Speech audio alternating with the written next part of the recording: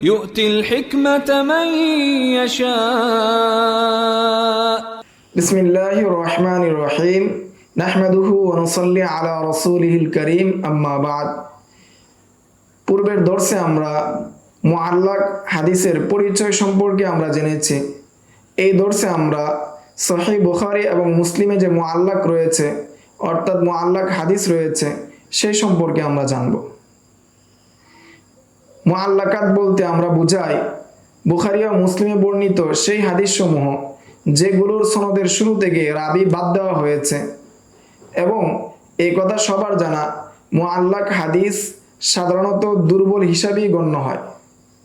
তাহলে প্রশ্ন আসে, ইমাম বুখারী ও মুসলিম যেহেতু কেবল সহিহ হাদিসই সংগ্রহ করার অঙ্গীকার করেছিলেন, তাহলে কেন তাদের কিতাবে মুআল্লাক হাদিস এনেছেন?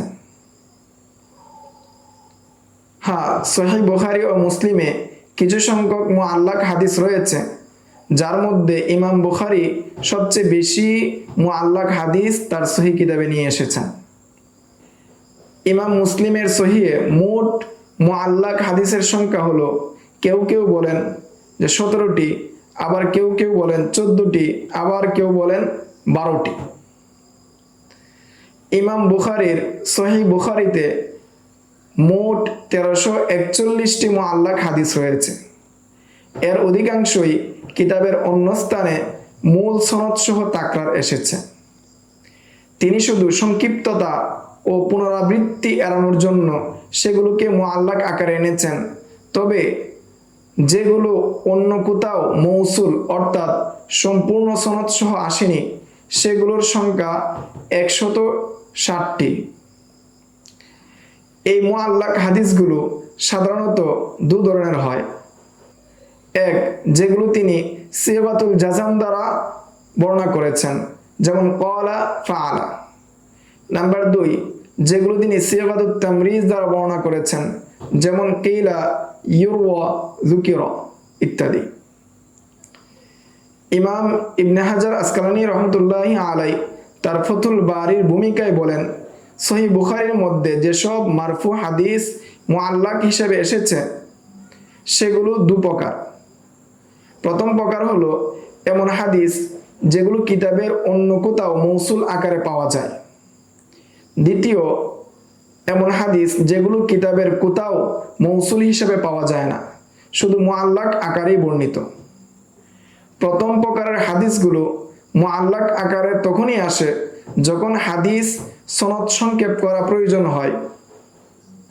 কারণ ইমাম বুখারী রাহমাতুল্লাহি আলাইহি মূলত পুনরাবৃত্তি করেন না, যদি না তাতে কোনো নির্দিষ্ট ফায়দা থাকে।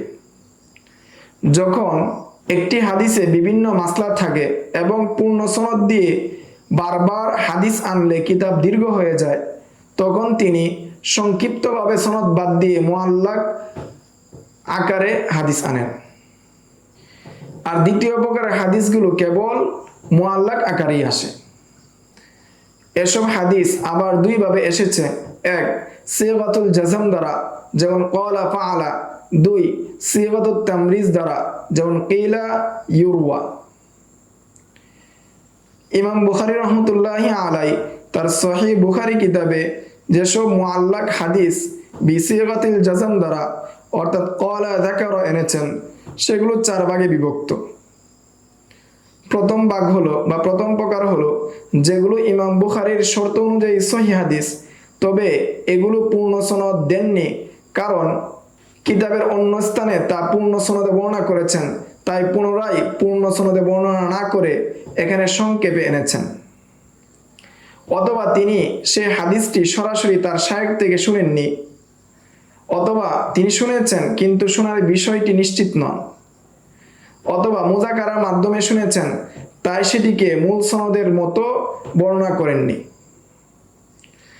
যেগুলো তিনি তার শায়খ থেকে বর্ণনা করেন, এর উদাহরণ হলো কিতাবুল ওয়াকালার মধ্যে তিনি বলেন, ক্বালা উসমান ইবনুল হাইসাম হাদ্দাসানা আউফুন হাদ্দাসানা মুহাম্মদ ইবনু সিরিন আন আবি হুরায়রা রাদিয়াল্লাহু তাআলা আনহু ক্বাল ওয়াক্কালানি রাসূলুল্লাহ সাল্লাল্লাহু আলাইহি ওয়াসাল্লাম বিযাকাতি রমাদান।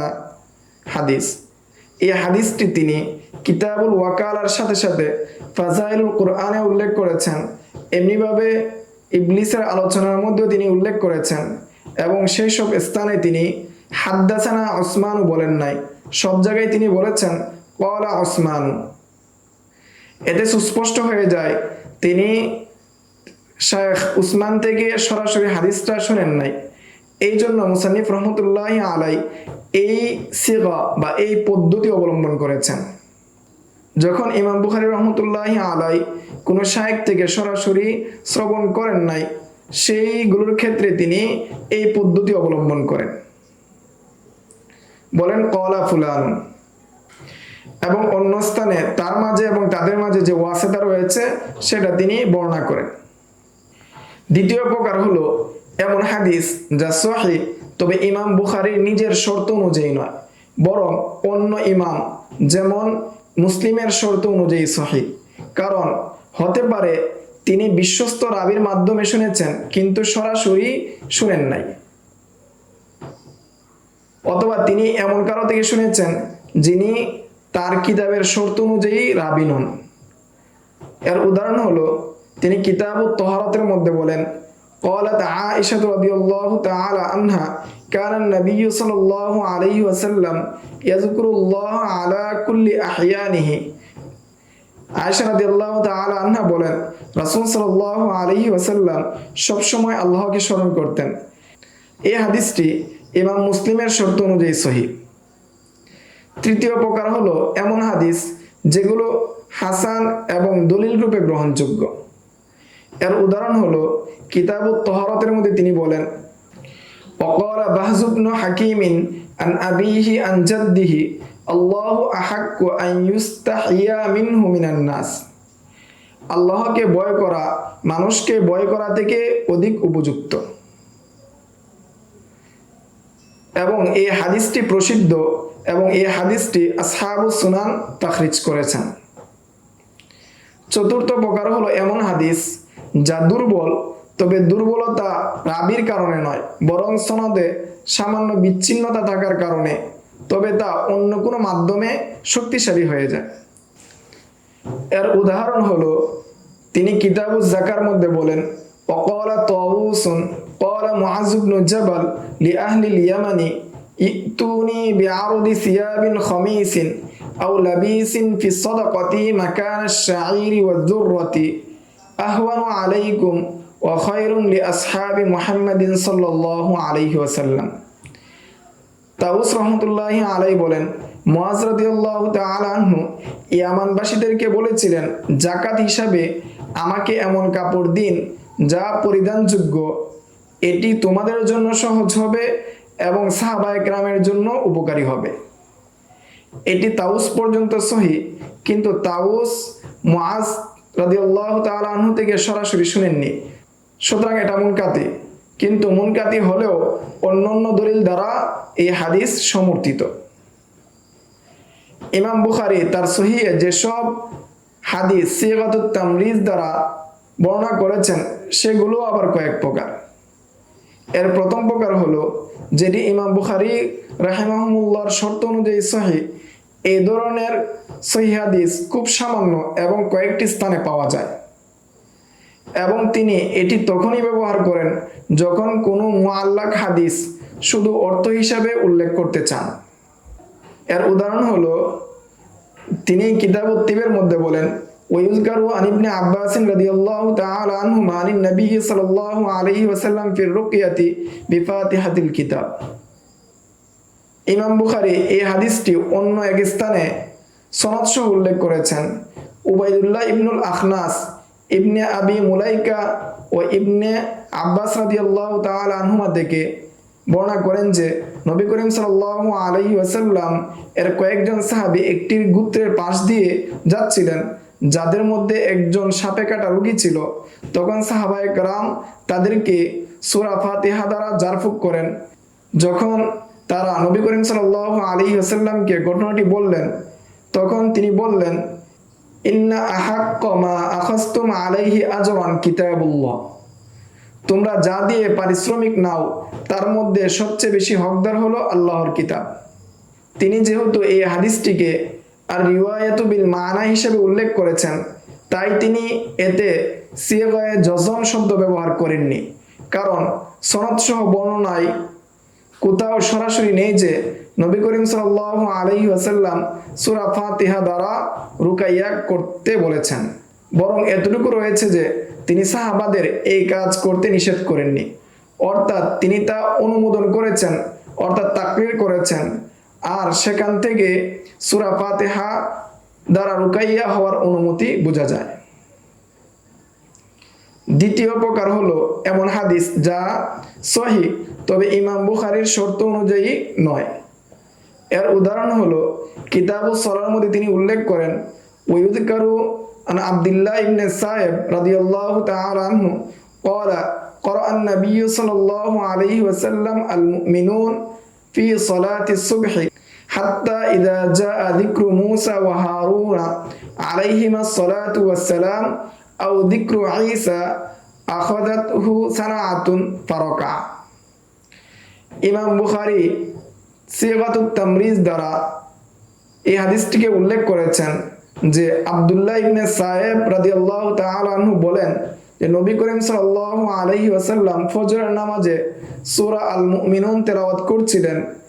এক সময় যখন মুসা আলাইহিস সালাম এবং হারুন আলাইহিস সালাম এর নাম আসলো, আলোচনা আসলো, অথবা ঈসা আলাইহিস সালামের আলোচনা আসলো, তখন তার কাশি উঠলো এবং কাশি উঠার সাথে সাথে তিনি রুকু করলেন।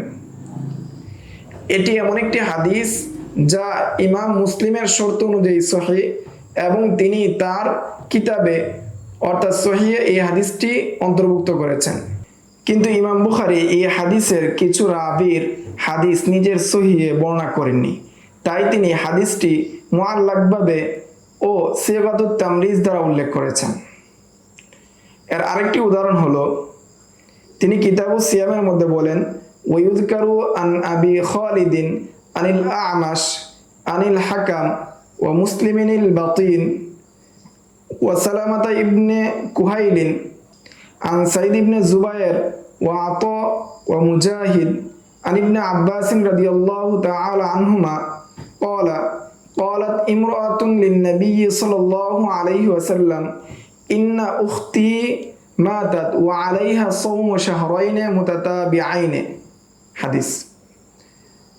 ইমাম বুখারী রাহমাতুল্লাহি আলাইহি ইউযকারু শব্দ দ্বারা বলেন, একজন মহিলা নবী করিম সাল্লাল্লাহু আলাইহি ওয়াসাল্লামকে বললেন, আমার বোন ইন্তেকাল করেছেন এবং তার উপর টানা 2 মাসের রোজা কাজা ছিল। এই হাদিসের রাবীরা সকলেই সহিহ হাদিসের রাবী হলেও এর সনদে অনেক মতভেদ রয়েছে। এই নির্দিষ্ট রিওয়ায়াত আবু খালিদ সুলাইমান ইবনে হিব্বান আল আহমার একাই বর্ণনা করেছেন এবং এতে তিনি আমাশের অন্যান্য অভিজ্ঞ রাবীদের বিরোধিতা করেছেন, ফিকহ রাবীদের বিরোধিতা করেছেন। তৃতীয় প্রকার হলো এর মধ্যে এমন কিছু হাদিস আছে যা হাসানের পর্যায়ে। এর উদাহরণ হলো ইমাম বুখারী রাহমাতুল্লাহি আলাইহি কিতাবুল বুয়ুর মধ্যে উল্লেখ করেছেন যে ওয়ায়ুযকারু আন উসমান ইবনে আফফান রাদিয়াল্লাহু তাআলা আনহু আন্না নবী সাল্লাল্লাহু আলাইহি ওয়াসাল্লাম ক্বালা লাহু ইযা বি'তা ফাকিল ওয়া ইযা ইবতা'তা ফাকতিল। উসমান ইবনে আফফান রাদিয়াল্লাহু তাআলা আনহু থেকে বলা হয় যে নবী করিম সাল্লাল্লাহু আলাইহি ওয়াসাল্লাম তাকে বলেছিলেন, যখন বিক্রি করো তখন পরিমাপ করে দাও, আর যখন কিনো তখন তুমি নিজে পরিমাপ করে নাও। এই হাদিসটি দারাকুতনি বর্ণনা করেছেন আব্দুল্লাহ ইবনে মুগিরা থেকে, যিনি সদুক পর্যায়ের রাবী। তিনি বর্ণনা করেছেন মুনকিস থেকে, আর মুনকিস হলেন উসমান রাদিয়াল্লাহু তাআলা আনহু এর আজাদপ্রাপ্ত গোলাম। আর মুনকিসকে অনেক মুহাদ্দিসগণ সাকা বলেছেন। এই riwayatকে সাঈদ ইবনুল মুসাইয়িব মুতাবাআত করেছেন এবং সেই সূত্রে ইমাম আহমদ ইবনে হাম্বল তার মুসনাদে বর্ণনা করেছেন। তবে সেই সনদে ইবনে লাহিয়া রয়েছে, যিনি দুর্বল রাবী হিসেবে পরিচিত। এছাড়া ইবনে আবি শাইবা এটি তার মুসান্নাফে বর্ণনা করেছেন আতা থেকে, তিনি উসমান রাদিয়াল্লাহু তাআলা আনহু থেকে বর্ণনা করেন। তবে সেই সনদে ইনকিতা রয়েছে, ফলে তাআদ্দুদ তুরুকের কারণে এই হাদিসটিকে হাসান বলা যায়। সিগাতুত তামরিজ দ্বারা বুখারী রাহমাতুল্লাহি আলাইহি যেসব মুআল্লাক হাদিস উল্লেখ করেছেন তার 4 নম্বর প্রকার হলো এর মধ্যে এমন হাদিস রয়েছে যা দুর্বল এবং যার কোনো শক্তিশালী সমর্থনকারী সনদ নেই, তবে এর উপর ফতোয়া ও আমল রয়েছে, অর্থাৎ তাবিঈনদের ফতোয়া এবং আমল রয়েছে। উদাহরণ হলো ইমাম বুখারী রাহমাতুল্লাহি আলাইহি কিতাবুল ওয়াসায়ের মধ্যে বলেন, ওয়ায়ুযকারু আনিন নবী সাল্লাল্লাহু আলাইহি ওয়াসাল্লাম আন্নাহু কাযা বিদ-দাইনি ক্বাবলা আল-ওয়াসিয়্যাতি। নবী করিম সাল্লাল্লাহু আলাইহি ওয়াসাল্লামের ব্যাপারে বলা হয় তিনি ঋণকে ওসিয়ত আদায়ের আগে আদায় করতে ফয়সালা করেছেন। এই হাদিসটি ইমাম তিরমিজি সনদ সহ বর্ণনা করেছেন, যে তিনি বর্ণনা করেছেন আবি ইসহাক আস-সাবিঈ, তিনি হারিসিনিল আওয়ার, তিনি আলী রাদিয়াল্লাহু তাআলা আনহু থেকে বর্ণনা করেছেন। হারিসিনিল আওয়ার তিনি দুর্বল রাবি হওয়ায় ইমাম তিরমিজি রহমতুল্লাহি আলাইহি হাদিসটিকে গরীব বলেছেন। তারপর ইমাম তিরমিজি রহমতুল্লাহি আলাইহি আহলুল ইলমের ইজমা বর্ণনা করেছেন এই হাদিসের মানার উপর। পঞ্চম প্রকার হলো এর মধ্যে এমন হাদিস রয়েছে যা দুর্বল এবং যার কোনো সমর্থনকারী সনদ নেই, তবে এই ধরনের হাদিস সহিহ বুখারীতে সংখ্যায় খুবই কম। আর যেখানে এই ধরনের হাদিস এসেছে সেখানে ইমাম বুখারী রাহমাতুল্লাহি আলাইহি নিজেই তা দুর্বল বলে উল্লেখ করেছেন, যা পূর্বের যে 4 প্রকার হাদিস রয়েছে সিগাতুত তামরিজ দ্বারা যে সমস্ত হাদিস বর্ণনা করেছেন সেগুলোর মতো নয়। এর উদাহরণ হলো কিতাবুস সালার মধ্যে ইমাম বুখারী রাহমাতুল্লাহি আলাইহি বলেন, ওয়ায়ুযকারু আন আবি হুরায়রা রাদিয়াল্লাহু তাআলা আনহু রাফাআহু লা ইয়াতাতাওয়াউল ইমামু ফি মাকানিহি। যে আবু হুরায়রা রাদিয়াল্লাহু তাআলা আনহু থেকে বলা হয় এখানে তিনি তামরিজ সিগা দ্বারা বলেছেন ওয়ায়ুযকারু, ইমাম সাহেব তার নিজ জায়গায় দাঁড়িয়ে নফল সালাত আদায় করবে না, কিন্তু হাদিসটি সহিহ নয়। এই হাদিস আবু দাউদ রাহিমাহুল্লাহ বর্ণনা করেছেন। লাইস ইবনে আবি সুলাইম তিনি হাজ্জাজ ইবনে উবাইদ, তিনি ইব্রাহিম ইবনে ইসমাইল, তিনি আবু হুরায়রা রাদিয়াল্লাহু তাআলা আনহু থেকে। কিন্তু লাইস ইবনে আবি সুলাইম দুর্বল রাবি এবং তার উস্তাদের উস্তাদ মাজহুল, এবং এই হাদিসে ইখতিলাফ রয়েছে। এই হলো সহিহ বুখারীতে বর্ণিত মুআল্লাক হাদিস এবং এর হুকুম, যা 2 ভাবে এসেছে। একটা হলো জজমের সিগা দ্বারা এবং অন্যগুলো হলো সিগাতুত তামরিজ দ্বারা। ইমাম বুখারী রাহমাতুল্লাহি আলাইহি এর কিতাবে যেসব মওকুফ হাদিস এসেছে যেগুলোর বিষয়ে তিনি নিশ্চিত সেগুলোর বিষয়ে তিনি জজমের সাথে দৃঢ়তার সাথে তিনি বলেছেন, আর যেগুলোর বিষয়ে তিনি নিশ্চিত নন সেগুলোর বিষয়ে তিনি কিছু বলেননি। তবে সেগুলো যদি মুনজাবির হয়ে আসে অথবা সেগুলো যদি যার থেকে বর্ণিত হয়েছে সেটা মশহুর হয় তখন সেটা গ্রহণযোগ্য হিসাবে গণ্য হবে। এই ছিল ইমাম বুখারী এবং মুসলিমের মুআল্লাকাত অর্থাৎ মুআল্লাক হাদিস সম্পর্কে বিস্তারিত আলোচনা। সামনের দর্সে আমরা মুনকাতে হাদিস সম্পর্কে বিস্তারিত জানবো ইনশাআল্লাহ। আসসালামু আলাইকুম ওয়া রাহমাতুল্লাহ। ومن يؤت الحكمة فقد أوتي خيرا كثيرا وما يذكر إلا أولو الألباب